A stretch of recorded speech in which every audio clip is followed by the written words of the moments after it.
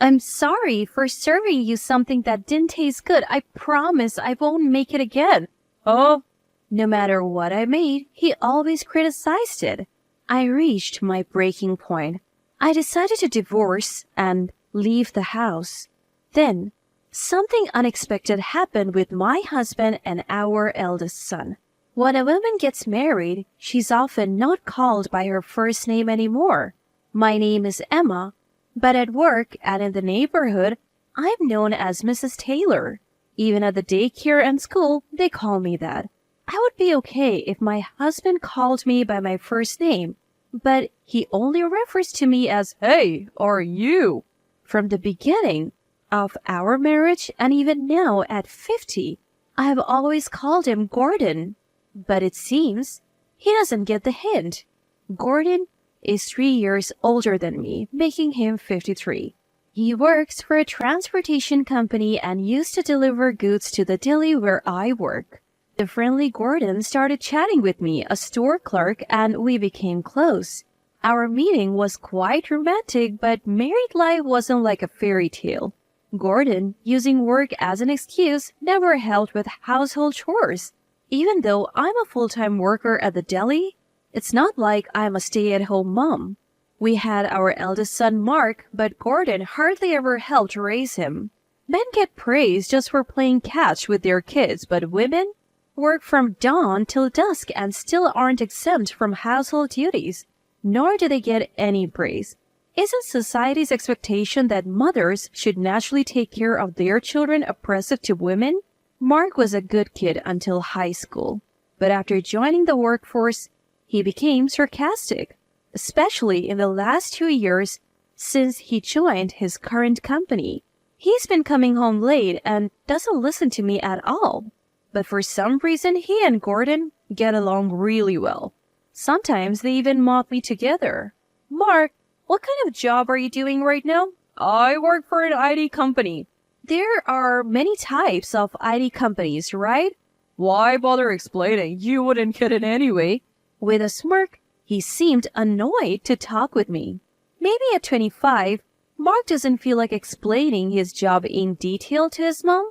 Sometimes I get so mad at him it scares me. Am I lacking maternal instincts? There's a term called unconditional love. When Mark was a baby, I felt that intense love for him. Looking at his cute sleeping face, I felt I could do anything for him, but now, seeing the sarcastic man Mark has become, my unconditional love wavers. I find myself expecting something in return for the love I give. Both from Gordon and Mark. 26 years of marriage. Every day is filled with sighs, and I can't say I have been happy. About 2 years ago, Gordon and Mark started teaming up to criticize my cooking. I don't think my cooking skills suddenly dropped, and I don't remember cutting corners. I always consider nutritional balance, try to save every penny at the supermarket, and take into account Gordon and Mark's favorite dishes. Planning daily meals is hard enough, but having my hard work criticized is honestly disheartening. Tonight, I made Gordon's favorite Chinese stir-fry. I thought he would be pleased, but Gordon yelled, "What is this?" Is it not good? It's too salty. You said it was too bland yesterday. Then Gordon pointed at me accusingly. Can't you find a middle ground? It's always one extreme or the other with you. Yet, he continued to eat voraciously, exaggeratingly leaning back and shouting, "So salty." Mark just ate silently. How about you, Mark? I often get taken to fancy restaurants in Akasaka and Ginza by my boss. So I've become a gourmet. Everything tastes good to me now. I worry for the woman who might marry such a sarcastic man, even if he is my own son. While still complaining about the saltiness, Gordon finished his meal and in the end, so did Mark. Feeling stressed, I decided to grab a meal with my best friend Juliet on my day off. Juliet, like me, is 50. She went through a divorce 2 years ago. Her husband never lifted a finger around the house but had the nerve to point out a dirty window and some dust. Juliet lost it. She told me she whacked him on the head with a hanger. Talk about gutsy. When I brought up Gordon and Mark, Juliet got mad as if it was about her. Why don't you just tell him to cook for himself and hit him with a frying pan? I can't say that if I did, he would just get stubborn and insist on cooking. He would probably realize how hard cooking is if he tried it himself. I wouldn't dare eat anything Gordon cooked. Juliet laughed heartily, but for me, it's a real concern. Ever since I became single, I have been quite popular at work. It's your life, you know. You are living just for your husband or kids. You're only 50, Emma. I'm already 50. Don't give up because of age. 50 is when life truly begins. I get asked out for dinner by male colleagues quite often. It's probably because I'm single now. If the guy is single too, there's no issue. Juliet looked radiant. Her confidence and positivity were blinding. Is the ideal mother and wife someone who puts her kids first? Husband second and herself last, is that right? Whether it's right or not, society's norms aren't always correct. Before being a mother or a wife, you are an individual. Life's more fun when you live for yourself. I was taken aback. You're intense, Juliet. Don't call me intense. I'm just normal. Dinner time is always tense for me. In most households, dinner time is a moment of family bonding and happiness. Tonight, I made Mark's favorite, curry rice. But after one bite, Gordon shouted, "What the heck is this? Is it bad?" "It's sweet. Way too sweet. Who makes sweet curry?" Trying to hold back my disappointment, I asked Mark, "Is it too sweet?" I prefer spicy or medium spicy, but more importantly, I know this amazing curry place. I mean, it's not fair to compare a home cook to a Michelin-starred chef. I don't cook just to hear Gordon's harsh words and Mark's sarcastic comments. Without considering my feelings, Gordon sighed. "Oh, my mom's curry rice was the best, just like home." I wanted to tell him to have his mother cook for him every day, but I was afraid of escalating the argument, so I held back. At work, while I was assisting a customer, my manager, Mr. Smith, complimented me. "Mrs. Taylor, your customer service is always so cheerful and genuine. It's great." "Really? Thank you so much." Words have power. Even a single compliment can lift your spirits. Customer service is crucial. If the staff is pleasant, customers will want to return. Even though each deli claims to have its unique offerings, they all seem to sell similar items. Naturally, if the prices are the same, people would prefer the store with better customer service. Mr. Smith is 54 and single. He doesn't seem to be divorced, nor does he appear to be against marriage. Standing tall at 6 feet, he's a dandy gentleman and quite the charmer, especially among the younger female staff. Being single in your 50s doesn't mean you're not attractive. Maybe his standards are sky high, or perhaps he had a passionate love affair when he was younger and can't forget it. His mysterious aura probably fuels rumors, making him even more intriguing to the ladies. Mr. Smith treats me, a 50-year-old, with the same kindness he shows to the women in their 20s. Such a gentleman. I can't help but wonder how Gordon and Mark behave at work.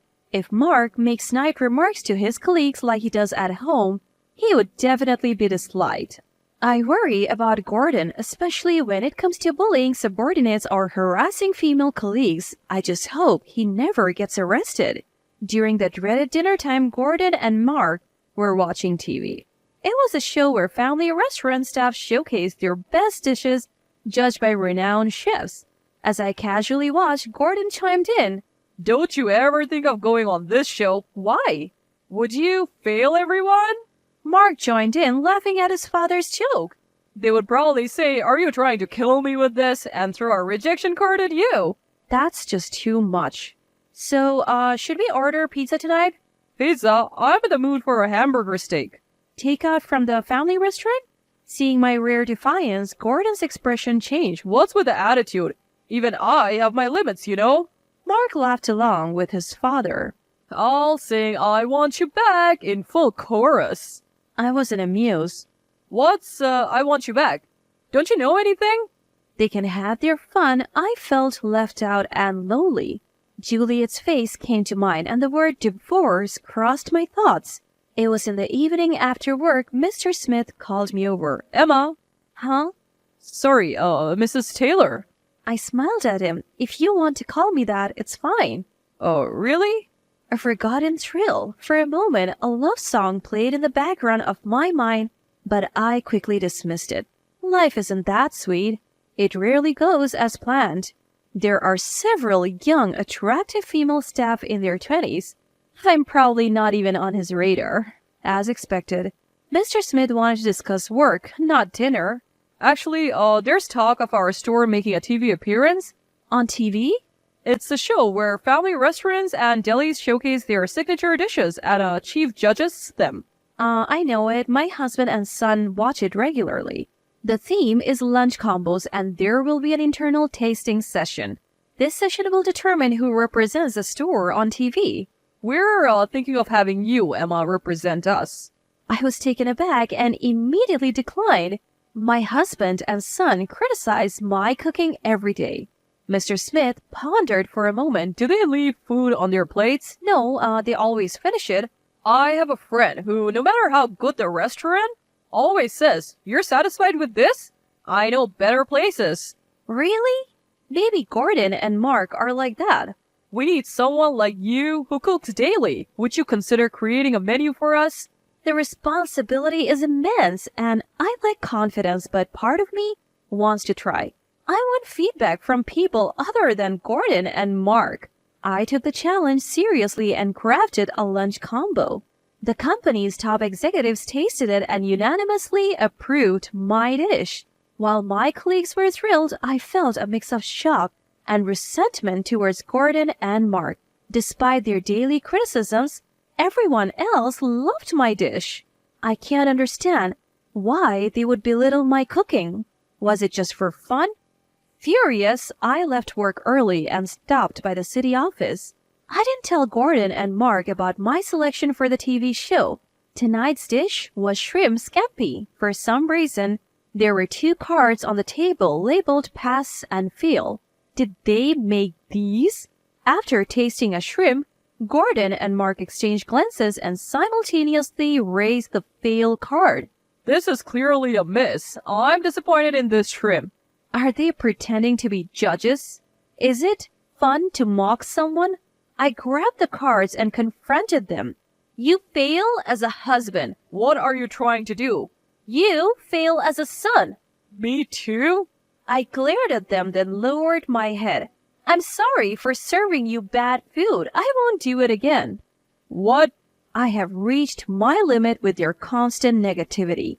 I placed divorce papers on the table. I'm filing for divorce. Wait. I won't wait. I have waited for 25 years.